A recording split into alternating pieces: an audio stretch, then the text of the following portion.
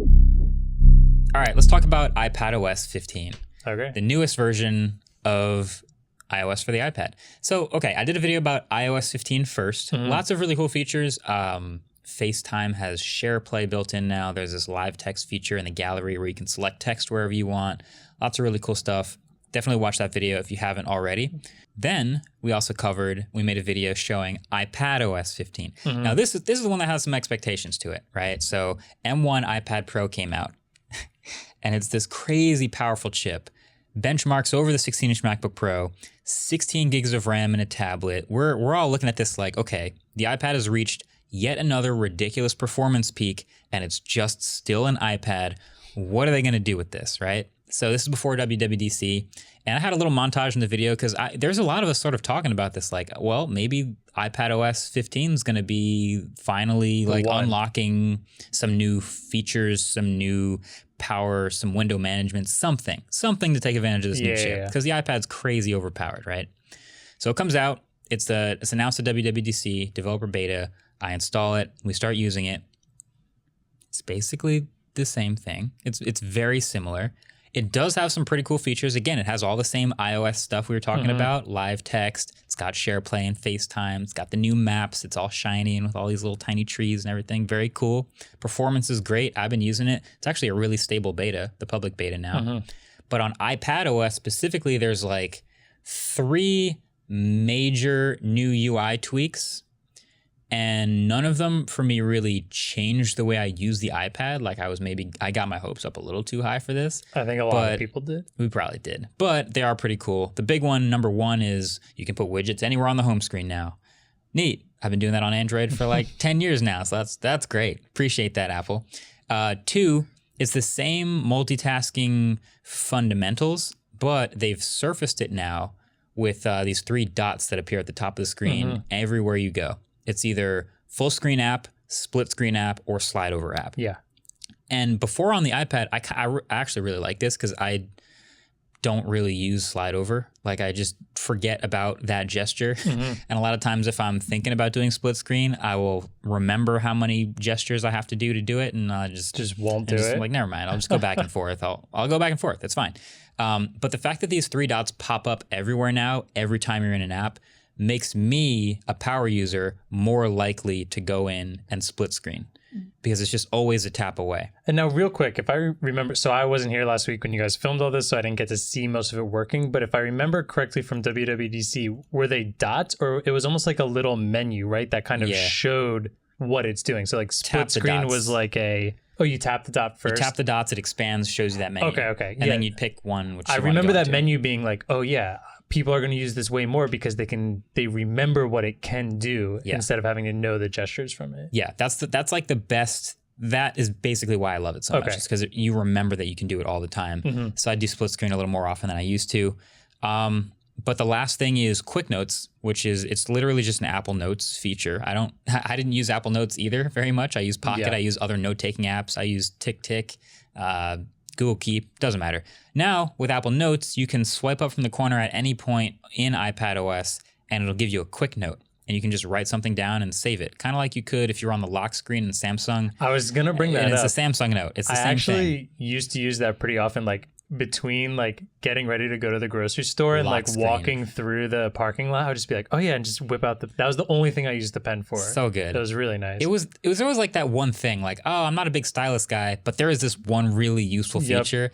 That was huge for me. Yeah. So this feels kind of like the same thing. If you have a pen, or you could also just do this with the keyboard. Yeah, you just swipe it from the corner, you get a quick note, you type whatever down, you swipe it away, you just saved it to Quick Notes. Easy. The nice little bit is it will actually talk to other things on the screen underneath it. So this is kind of like a UI thing. I think Craig's probably pretty responsible for. Probably. Which basically, like if you're in a browser and you pop up a quick note, you can just add that link right into the quick note and then write something. You can highlight something on the page. And when you come back to that quick note later and click on the link, it'll bring you back, highlight the same thing on the page. So you're now a little more plugged into the UI, a little more like interactive with your notes, I guess, which I liked. I thought that was good. Can you share those quick notes? Good question. I believe so. That would be huge. I'm thinking right now, like, okay, I want to share this recipe with something. I found it on this blog or whatever, and for those of you who look up recipes online, I see. it is like you have to read a novel about why they love this recipe so much, and then you get to the ingredients, and then you get to how to make it. And if you like cooking a lot, you generally take a base recipe and you make changes to it. So I would love to highlight past the sob story that they made on why they enjoy making macaroni and cheese. And I would just like to share it with somebody with the couple notes I put, like, maybe this was too much milk, maybe this wasn't enough cheese, I like using this type of pasta, and send that whole note to somebody. That would be amazing. That I believe you can share individual notes. Okay. Yes. So including all the like highlights and everything. That part I'm gonna double check that. I think that would be really cool. That would be really awesome. Kind of the same way how if you took a screenshot on a Samsung phone and immediately annotated the screenshot, you could send that annotated screenshot to somebody. That was cool because you had the stylus and you could just start drawing on stuff and send that drawing with your circles and your notes. With these quick links and these plugins and hotkeys, I don't know if all of that will translate, but I know it's useful even for yourself for saving things. Oh yeah, I would still love it. Yeah.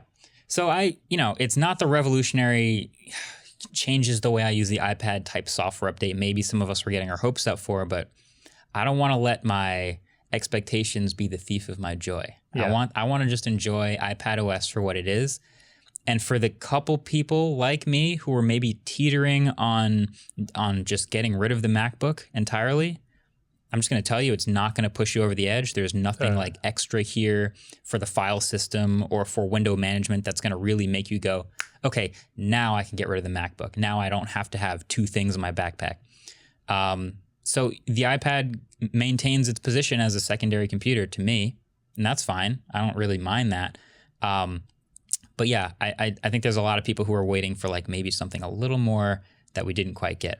Here's the other side of that. Okay. Just to say, maybe, I don't know if this is devil's advocate, but this software that I'm reviewing now on a $1,000 iPad Pro with an M1 chip that I was hoping for some extra power features for, this iPadOS is going to be on every iPad, right? I think we mentioned this on an earlier episode, but like the $329 iPad for education, awesome. Like the iPad Airs, every single other one of these iPads is going to have the 3 dots, the quick notes, all these better features from iPadOS and iOS 15.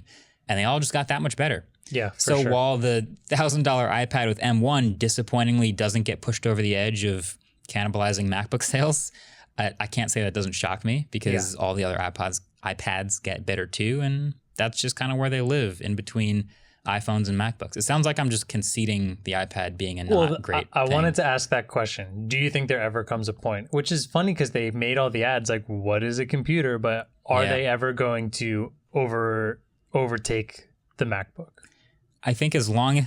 Or like even be at the point where like people are choosing between those two and like it is doing enough to kind of be at the MacBook level. Because I've heard arguments on both sides. Yes, there are definitely people now that are choosing between the two. Maybe between a MacBook Air and an iPad Pro with a keyboard case or whatever. And I think it really is very dependent on workflow. This sounds like a cop-out answer, but like for a lot of people, the iPad will do everything you want it to do.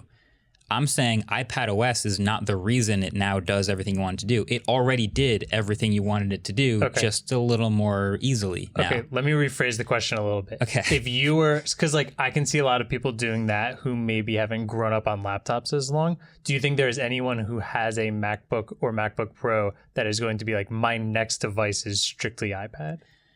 Does that make that a little tougher? Yes, because of all the things you are used to on that. I think I was watching Linus, I believe, and he was kind of making this argument that he doesn't think it will ever quite do that. And one of those is like just file transfers and stuff like that is so much different. And I couldn't believe it, but he says if I transfer a file, unless I sit there and watch the thing tick the whole time, I have to go, like do something, and then go back. I never get any confirmation that it finished filing, and so I have to go check myself. And that just like you wait for it to appear. Yeah, that's the type of thing. So I think there are a lot of things like that Apple could do to make the computer user be more comfortable only using an iPad.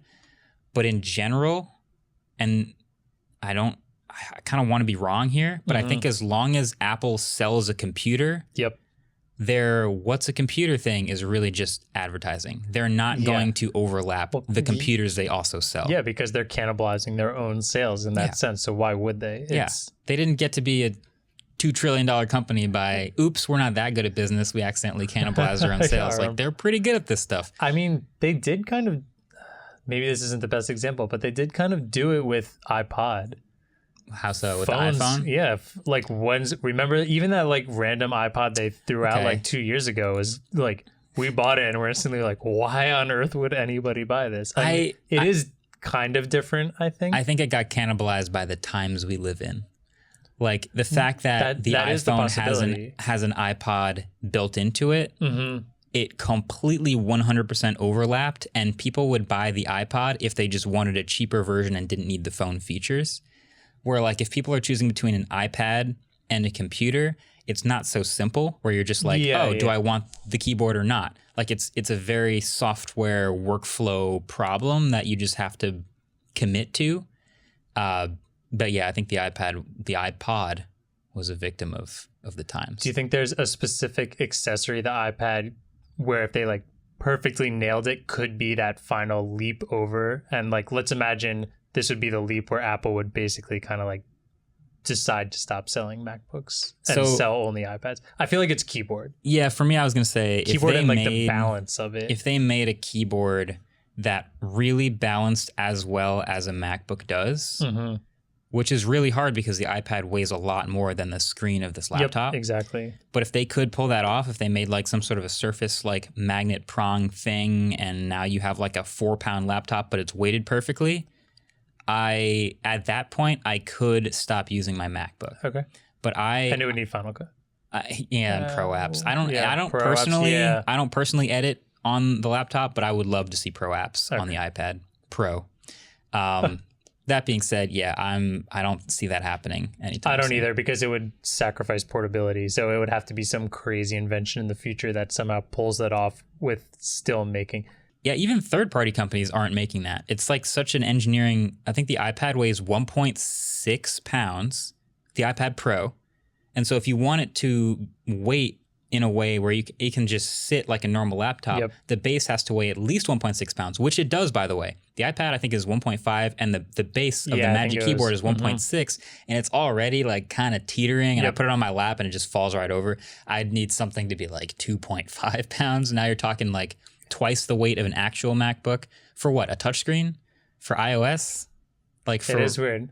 No, yeah, I can't imagine what it looks like, and I'm excited to see if it ever happens what that like new technology is that allows it to reach that level. Maybe one day the iPad Pro is like super thin and light. I think that's what it would have to be. The iPad basically has to be as light as a computer screen, a laptop screen. That would have to be where it pretty gets. Sick. That's maybe by 2030. New Bengate right there. Easy. Yeah, that's the obvious downside of that. Zach, come on, man.